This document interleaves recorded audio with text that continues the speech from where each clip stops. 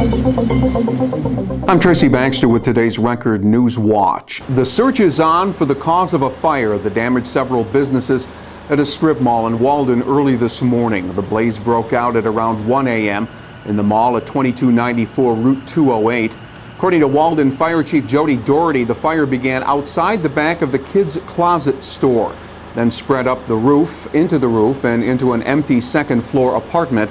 Other businesses, including the Office of EBS Tax and Accountants, sustained smoke and water damage. Roughly 100 firefighters from 7 area departments were on scene and had the blaze under control in about 90 minutes. Fire investigators, along with the Town of Montgomery Police Department, are looking into the cause of the fire. An assistant chief suffered a cut hand. Otherwise, no injuries reported. Members of the West Point swim team put their talents to good use late last night after reports came in of 2 kayakers stranded in the Hudson River near Constitution Island. Cadet Sam Moe, along with Cadet Daniel Bleal, swam out to the stranded kayakers and stayed with them, treading water for about 20 minutes until a rescue boat arrived. A third West Point cadet, swim team member Pierre Archambault, notified emergency services about the situation. The kayakers were taken to a hospital for treatment of hypothermia. In Goshen today, a Pine Bush man was named in a 35-count indictment. Charges had ranged from aggravated vehicular assault to DWI for his alleged role in a May 6th 2-car crash on Route 302 in the town of Crawford. 46-year-old Robert Mance was driving a car that rear-ended another vehicle. His passenger, 43-year-old Kathleen Morgan Pasquale of Pine Bush, was seriously hurt. Mance continues to be held without bail pending arraignment on the charges.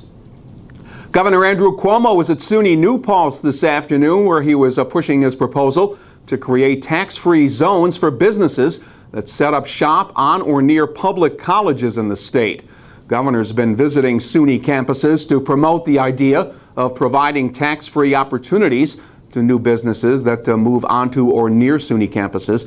Cuomo's plan would allow those businesses to operate free of all property, business, and personal income taxes for 10 years. He says it would help create jobs in a long stagnant upstate economy by linking academy research campuses with businesses in related fields. Whatever happened to the homes in the Sullivan County communities of Bittersweet, Eureka, Lackawack, Montella, and Neversink? Well, they were condemned and flooded as part of the construction of the Roundout Reservoir, which would become a part of the massive aqueduct and reservoir system that would provide water for New York City. The story of the takings is a part of a new exhibit at the Time in the Valleys Museum in Grahamsville. Pictures and interactive displays tell the story of how businesses and homes were uprooted to make way for the city's water system. Clayton Brooks heard stories growing up about the place where he was born, Eureka.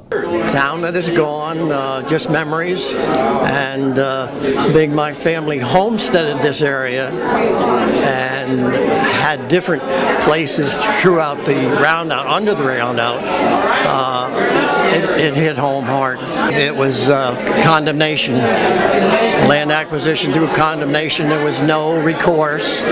Some people that had farms and family lost their livelihood and they committed suicide. So there was a lot of anger, distrust, you name it, throughout the years.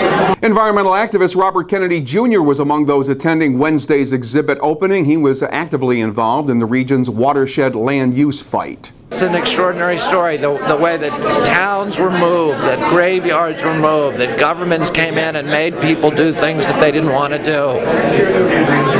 But that the people fought back, and that in the end we got an agreement that preserves the land and the water, but at the same time ensures at least some livelihood for the people who live here. The exhibit is called Tunnels, Toil, and Trouble. And visitors will be able to learn all about the water system's construction and its long-standing impact on local lives. It began when Kingston City police officers got a call of a man on the roof of a building at number 57 John Street. When they got there, 19-year-old Ty Isaiah Santiago was on the way down from the roof carrying paint and other supplies used to create graffiti. Police later determined that Santiago had tagged several locations on the building. The Cohonson resident was charged with felony criminal mischief, making graffiti, and trespassing.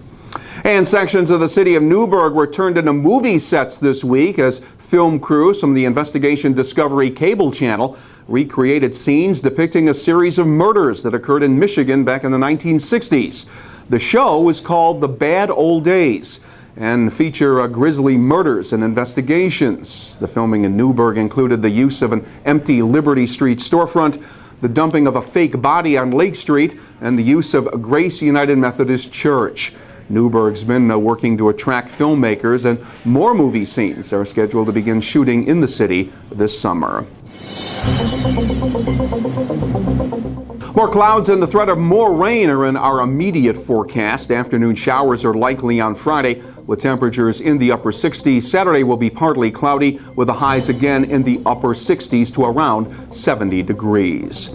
Stay on top of breaking news and weather information right here at Record Online, and follow all the stories important to you in tomorrow's Times Herald Record. For Record Newswatch, I'm Tracy Baxter.